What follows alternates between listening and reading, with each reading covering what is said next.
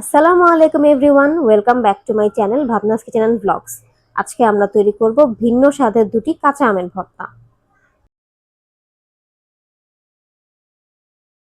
প্রথম ভর্তাটি তৈরির জন্য একটি পাত্রে 1 কাপ কুচি করে রাখা আম নিয়ে তাতে হাফ টেবিল স্পুনের মতো কুচি করে রাখা কাঁচামরিচ, 1 টেবিল স্পুন চিনি, 1/4 টিস্পুন করে লবণ ও বিট লবণ দিয়ে ভালো করে মাখিয়ে নিব। মাখিয়ে নেওয়ার সময় কাঁচামরিচ কুচিগুলো ভালো মতো স্ম্যাশ করে নিব, এতে করে ভর্তার স্বাদ আরো ভালো হবে। এবার চলে যাচ্ছি পরবর্তী ভর্তা তৈরি করতে।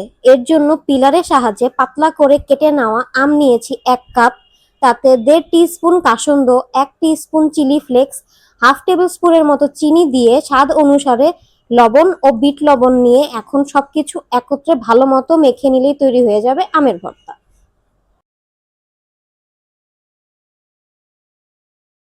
ব্যাস, তৈরি হয়ে গেল দুটি ভিন্ন স্বাদের কাঁচা আমের ভর্তা।